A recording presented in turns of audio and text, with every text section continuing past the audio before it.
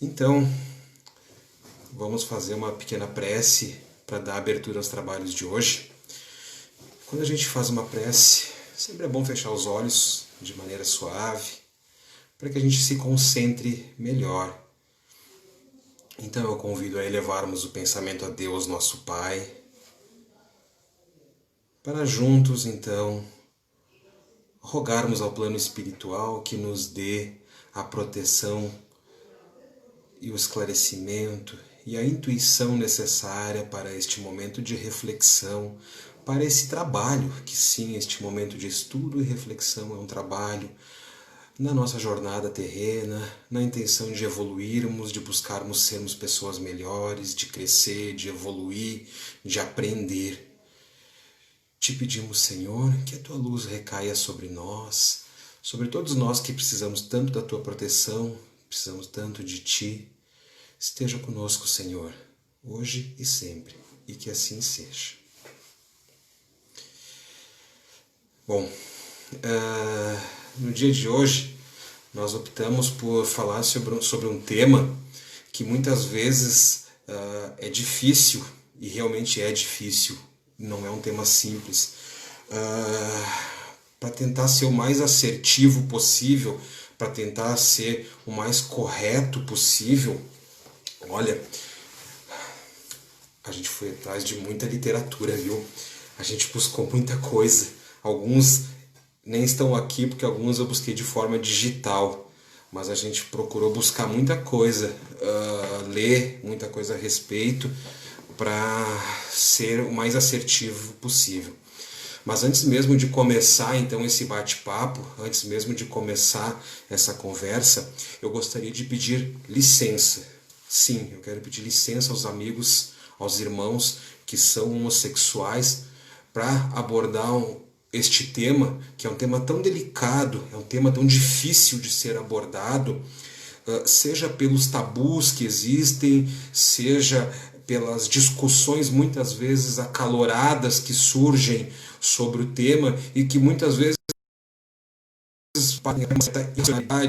para agressões físicas ou verbais, seja pela dificuldade que há sobre o tema ou sobre a dificuldade que as pessoas que não são homossexuais ou as pessoas que não sofrem algum tipo de preconceito têm para entender a realidade do próximo.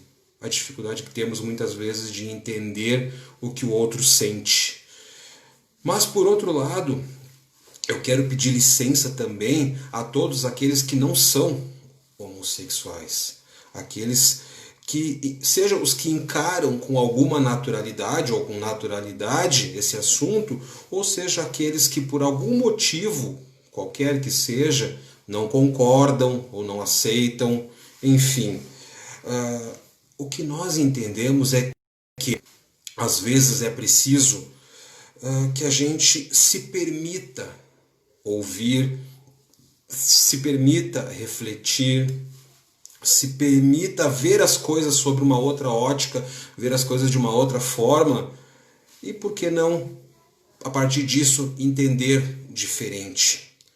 Nós não temos aqui a pretensão de sermos donos absolutos da verdade de forma nenhuma, nem de convencer ou, enfim. A nossa ideia é apresentar ideias e juntos possamos refletir. Bom, mas vejam bem, a gente começou pedindo licença às pessoas para falar. Pedimos licença a quem é e a quem não é. Essa é a primeira reflexão sobre o assunto que a gente precisa fazer. Começamos já com uma reflexão. Amigos, homossexualidade ou homossexualismo não é uma escolha, não é uma opção, não é uma orientação. A pessoa é ou não é. Simples assim. Pode sim ser uma escolha no momento que estamos desencarnados ainda. Enquanto ainda estamos escolhendo as condições que encontraremos aqui neste plano terrestre, aí sim, aí pode ser uma escolha do espírito, escolher encarnar como hétero, como homo ou como bissexual. Aí sim pode ser uma escolha, enquanto estamos no plano espiritual. Uma escolha que com certeza não é fácil, porque para muitos que escolhem encarnar assim, essa existência virá carregada de preconceito, virá carregada de sofrimentos. Para muitos que optam por vir dessa forma, terão uma existência que sim, será carregada de sofrimentos, de preconceitos, muitas vezes de incompreensão. É bem verdade que o sofrimento a elas infligido, o preconceito a elas dirigido, muitas vezes parte de pessoas que não têm ainda o esclarecimento necessário para compreender e entender isso, ou que não têm ainda o respeito que deveriam ter para compreender melhor a situação. Um dos passos para a gente quebrar essa barreira do preconceito, do infligir sofrimento a outro, é desmistificar algumas coisas. E aqui a gente começa a abrir algumas questões que talvez possam ser polêmicas, mas a gente foi buscar fundamentação para isso, para falar sobre isso. É bem comum a gente ouvir por aí, né, as pessoas dizerem assim: se isso fosse normal, Deus não teria criado Adão e Eva, Deus teria criado Adão e Ivo. Esse é um típico comentário que a gente ouve, né? Mas que parte de pessoas que desconhecem muitas coisas, que desconhecem muitas verdades, que desconhecem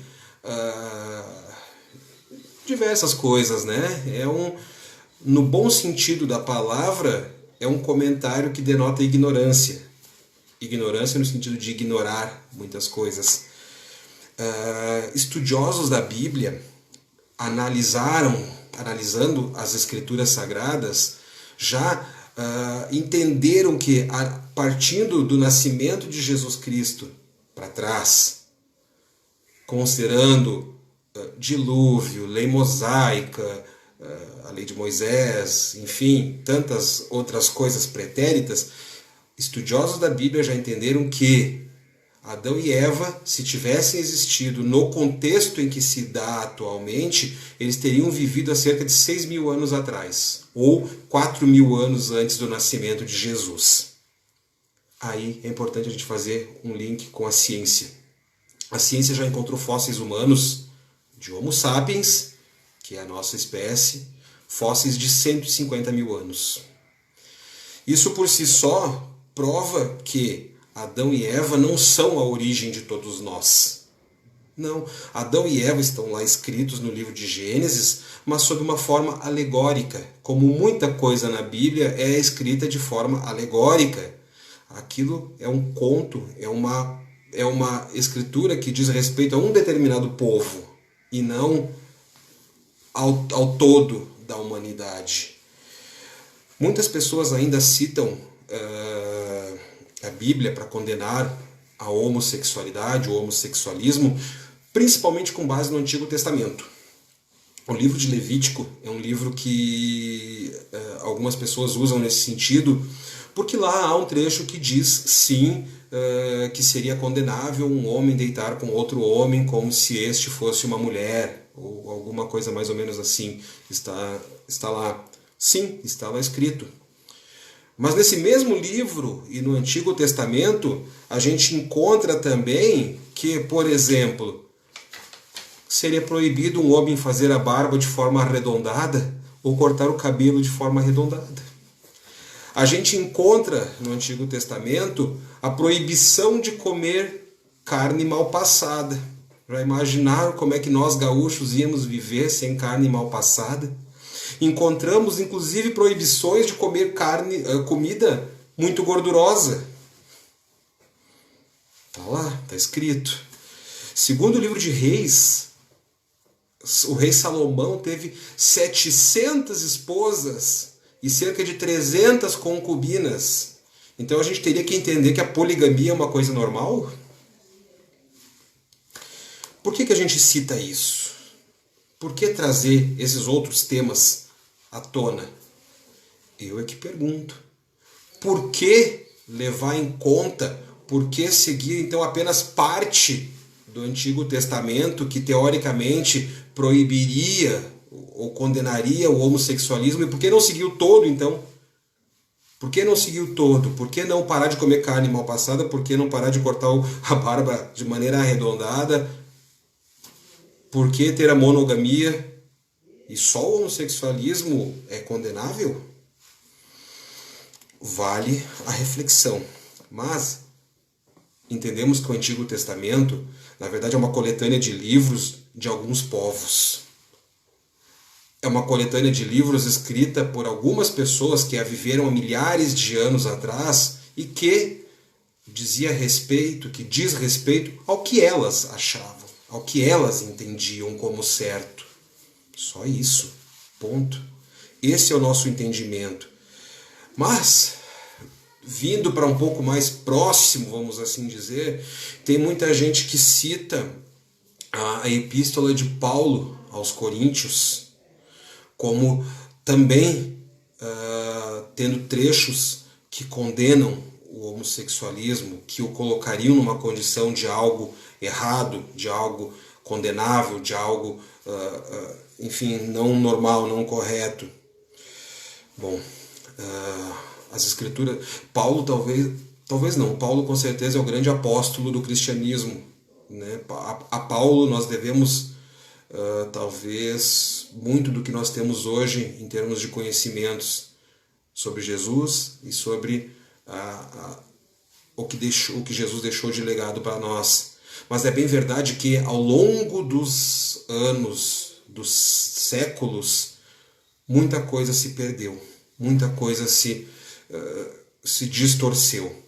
Eu até sugiro aos amigos que tiverem curiosidade, existe esse livrinho, Paulo Polêmico. Aqui há provas que muita coisa foi adulterada ao longo dos séculos. Tem evidências aqui a partir de pesquisas feitas que mostram. Então é preciso que a gente tenha cuidado. É preciso que a gente tenha cuidado antes de levar tudo ao pé da letra.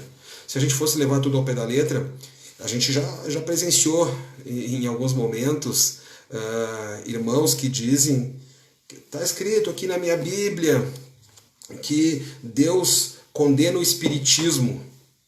Gente, a palavra espiritismo só surgiu em 1857. Como é que ela está na Bíblia? Né?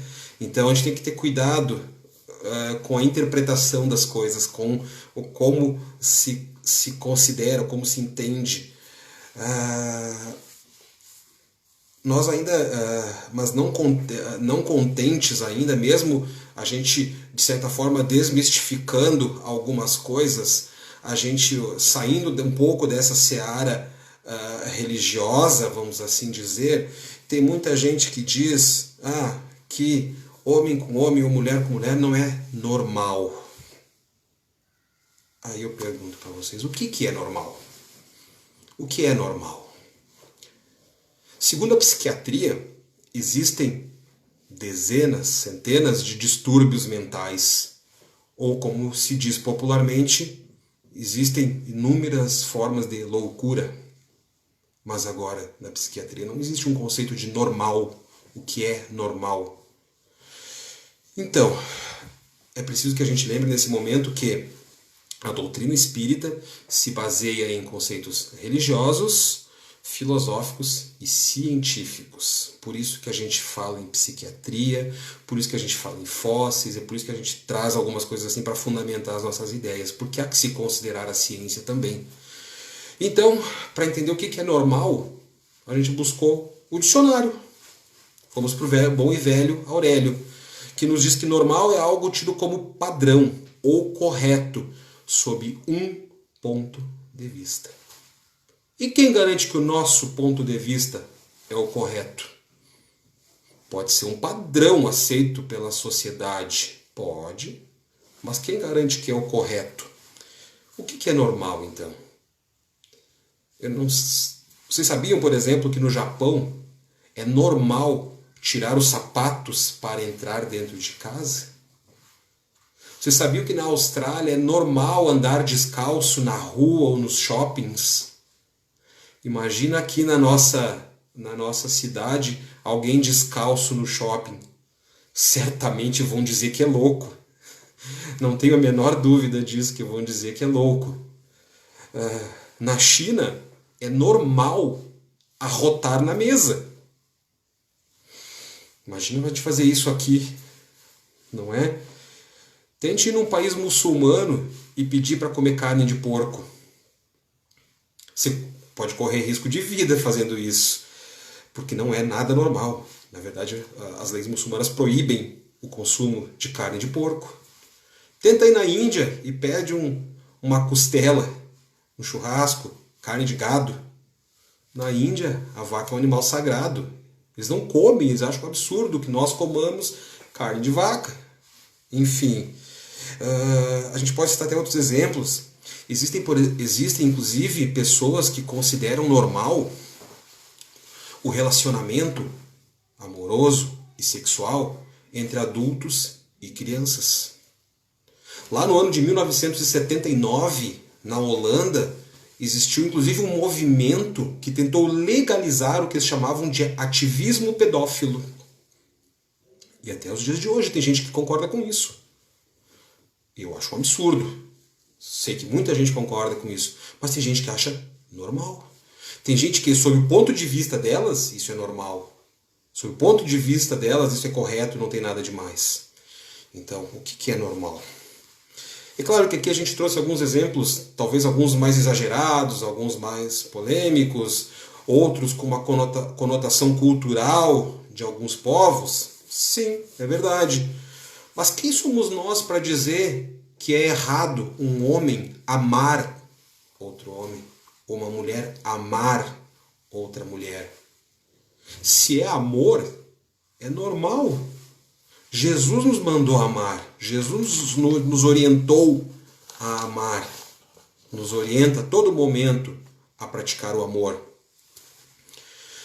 Partindo efetivamente porque nos diz a doutrina espírita, nós começamos com o Livro dos Espíritos.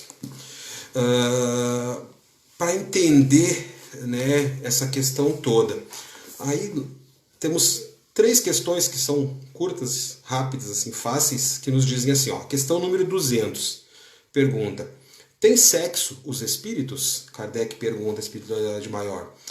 Não como a entendeis, pois que os sexos dependem da organização. Há entre eles amor e simpatia, mas baseados na concordância dos sentimentos. Na pergunta seguinte, 201, Kardec pergunta: em uma nova existência, pode o espírito que animou o corpo de um homem animar o de uma mulher e vice-versa? De certo, são os mesmos espíritos que animam os homens e as mulheres.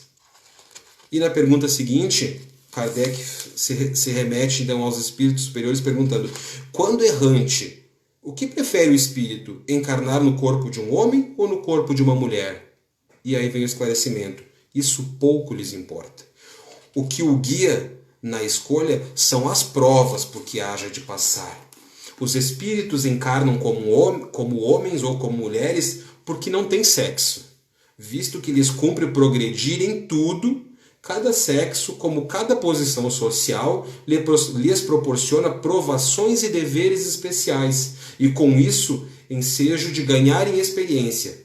Aquele que só como homem encarnasse, só saberia o que sabem os homens. Ou seja, assim como encarnamos pobres ou ricos e vamos trocando, encarnamos como brancos ou como negros, encarnamos como mulheres ou como homens também. Isso é da natureza divina, isso faz parte. Para complementar um pouquinho esse conhecimento, essa informação, a gente buscou o livro de Leon Denis, O Problema do Ser, do Destino e da Dor, que lá no capítulo 13 nos diz que a escolha do sexo é feita por nós quando vamos encarnar, podendo variar de uma encarnação para outra, modificando inclusive as condições orgânicas do perispírito. Mas, Leon Denis faz um alerta: alguns espíritos, ao reencarnarem num sexo diferente das experiências anteriores, podem trazer consigo gostos e afinidades de outros tempos. Aqui a gente começa a entender um pouquinho o que acontece. Se bem que é bem verdade que muitas pessoas elas justificam a sua repulsa, justificam a sua aversão, justificam o fato de condenarem a homossexualidade, que isso, teoricamente, segundo elas, poderia influenciar os seus filhos, poderia influenciar a sua família, poderia trazer um certo desregramento social, né? E que elas não são obrigadas a aceitar aquilo que a mídia ou que seja lá quem for tente empurrar para elas como normal. Gente, eu tenho 40 e poucos anos de idade. A minha geração se criou assistindo Pica-Pau e Tom e Jerry, que a todo momento se vestiam de mulher, se faziam umas bagunças, faziam, né, umas molecagens. Eu não vejo que isso tenha interferido na minha geração. Quem era e tinha tendências a ser homossexual é homossexual. Quem tinha tendências e veio para ser heterossexual é heterossexual. Eu acho que o que cabe a cada um de nós hoje, na condição de pais ou até de avós, enfim, de tios, de padrinhos, na condição de educadores das gerações que estão vindo, é que nós possamos educar os nossos filhos a que eles tenham um senso crítico, que eles tenham capacidade de discernir, que não sejam influenciáveis, mas aí não só pelas questões sexuais. A gente tem violência a todo momento na TV, a gente tem violência no rádio, na internet, enfim, a gente tem tantas outras coisas que podem influenciar, né? Mas a gente tem que também ensinar os nossos filhos a terem respeito. E mais do que isso, a darem-se o respeito. Temos que ensiná-los a amar, a respeitar, a querer bem, a não julgar, a não fazer o mal, a não fazer o outro aquilo que não gostariam que fizessem a si. Divaldo, no livro Constelação Familiar, esse aqui que é um livrinho bacana do Divaldo, fininho, ele nos diz que a educação sexual ela deve fazer parte das questões familiares com clareza, com naturalidade, para que os nossos descubram em casa e não na rua, para que não descubram lá na rua, de maneira não digna, de maneira talvez equivocada, as vertentes do sexo e as vertentes de todas as outras questões da vida. Que a gente deve trazer isso para dentro de casa, essa discussão. Que a gente deve ensinar e mostrar o que há, né, para que as pessoas, para que os nossos filhos já tenham um conhecimento e não vão aprender na rua de maneira muitas vezes equivocada. Aliás, Divaldo tem muita coisa sobre esse tema, Chico Xavier também, ambos trataram sobre isso em muitos livros, entrevistas, palestras, programas, e a gente buscou algumas coisas. Chico tem livros como Sexo e Destino ou Vida e Sexo. O Divaldo tem esse livro que a gente falou, que Constelação Familiar. Existe um outro livro chamado Repositório de Sabedoria, que são literaturas que podem ser buscadas aí como complemento para quem tiver interesse no assunto e quiser conhecer um pouco mais. Mas eu li também de uma irmã que passou isso há algum tempo atrás para mim, de uma entrevista do Divaldo, que Divaldo definiu muito bem a causa, definiu muito bem o que é a homossexualidade. Divaldo nos disse num determinado momento que a homossexualidade é uma condição onde o indivíduo tem uma anatomia que não corresponde à sua psicologia. Mas seja qual for a faixa onde o espírito estiver, ele está num processo evolutivo. Todo espírito está em evolução, que pode ser um resgate, pode ser uma missão, pode ser qualquer coisa do gênero, como qualquer um de nós. Nós também temos as nossas questões passadas que nós viemos aqui para resgatar. Talvez muitos de nós tenham missões que a gente vem aqui cumprir.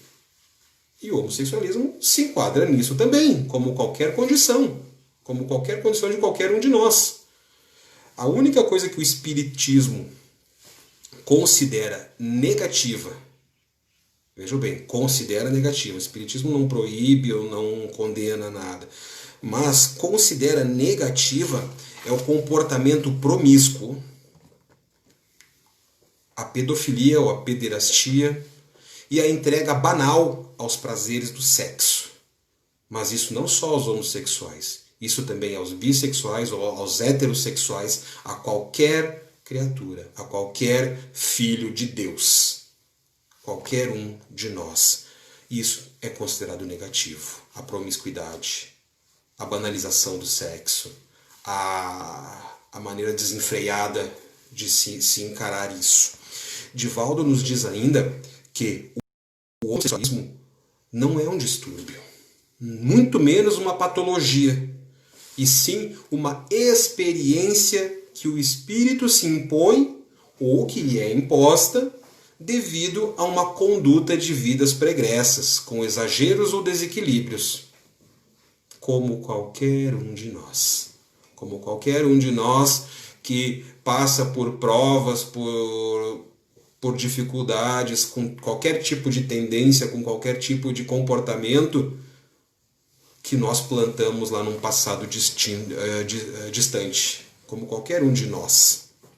Aliás, muitas vezes, muitos de nós enxergamos o homossexualismo como um problema, né? E tratamos ele como se fosse uma coisa horrível, como se fosse uma coisa vergonhosa, como se fosse algo assim tenebroso. Mas e por que a gente não encara com o mesmo senso crítico um pai que abandona um filho? Um pai ou um casal que abandona um recém-nascido? Por que a gente não encara com o mesmo senso crítico um jovem que sai para a noite e fica, né, que é a palavra de hoje em dia, com dezenas de outros jovens? Por que a gente não vê com a mesma ressalva uma pessoa, seja ela homem ou mulher, aqueles que levam uma vida dupla? Muitas vezes tem duas famílias, tem uma esposa em casa, tem uma outra esposa com uma outra família, com outros filhos. Enfim, por que a gente acha isso de certa forma normal? Por que a gente não considera também complexo aquelas pessoas que muitas vezes reprimem a sua sexualidade e levam uma vida inteira infeliz, enganando a si e enganando a outro, num relacionamento que não é verdadeiro, com um sentimento que não é verdadeiro, simplesmente porque tem medo do que a sociedade vai dizer dele, para contentar a sociedade, para contentar os pais, para contentar, enfim, quem quer que seja.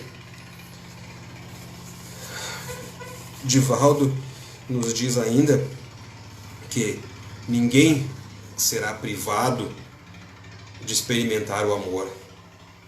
Que o amor, em todas as suas vertentes, está aqui para que todos possam viver, para que todos possam experimentar.